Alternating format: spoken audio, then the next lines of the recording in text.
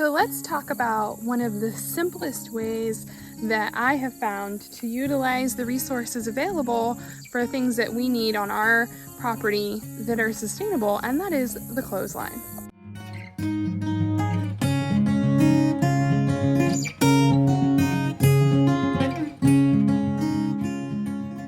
But I've actually been doing this for quite a while, and I've learned a couple tips and tricks. So here's a couple things I wanted to share with you. First of all, the installation of the clothesline. When you're picking a location for your clothesline, you want to consider a couple key factors. First of all, obviously you want a place that is open to sun. You want as much sun exposure as you can. Second of all, any place, if you have a place at the top of your hill that has a breeze to it, that wind movement, like what you're seeing right now, is actually wonderful at expediting the drying process, as well as keeping wrinkles out of your clothes. The other thing to consider is if there are a lot of trees nearby, are they going to deposit pollen onto your clothes? And if so, perhaps consider another place. Lastly, you want to be close enough to the place where you're doing your washing, because carrying wet clothes can actually be quite heavy.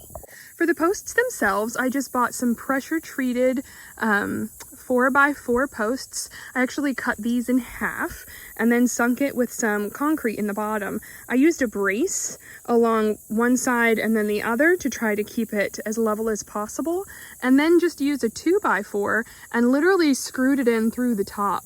The bracings on the side were just scrap wood that I literally held up to the juncture and just made a quick line where I needed to make the cut. All of this was done with a circular saw and a hand drill, nothing else.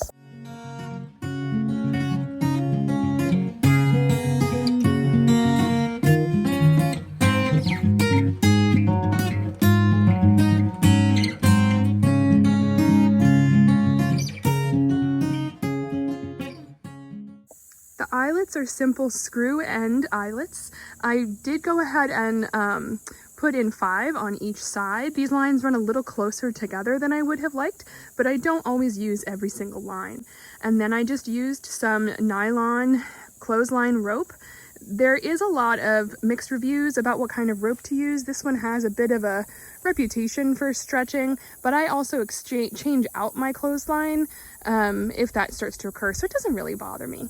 As far as the pins themselves, dollar store laundry pins, I've used the more expensive plastic ones, and while they do last a little bit longer, they have a tendency to rust like anything else, and I end up replacing them anyway. So here are my tips and tricks for the actual clothes. First of all, there's one thing you can't affect, and that's the weather. But the perfect weather is like today, warm and a little breezy. Like I said previously, that breeze will move your clothes, and it helps with both expediting the drying process as well as pulling the wrinkles out of your clothes. The other thing you can do, and you can see a couple examples here, is you can hang your clothes upside down. What that does is it places the base, the most heavy part of your clothes, on the bottom, and essentially that's going to pull the wrinkles out. So all of our pants I do hang by the cuff, and then our t-shirts and shirts as well, I hang by the bottom, and that's going to help pull the wrinkles out.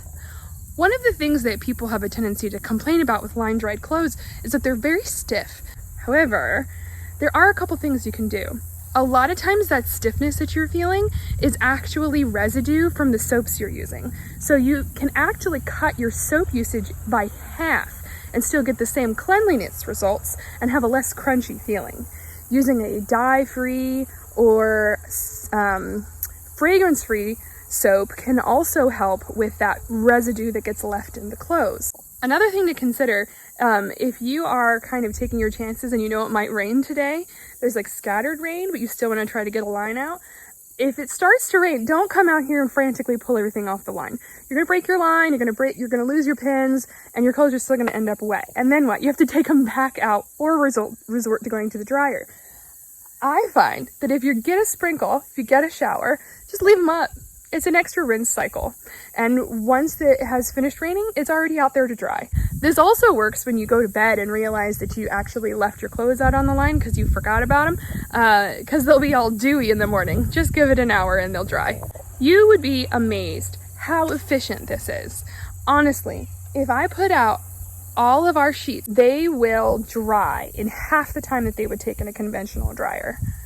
Another benefit of line drying your clothes is that there are some antimicrobial aspects to having them out in the sun. So if I have, for instance, our white sheets, and I run them through the bleach cycle and then put them out here, they're getting that extra air exposure and that extra sun exposure so that it can actually help brighten my whites, as well as take any stains out and help with any leftover microbials that might be in there.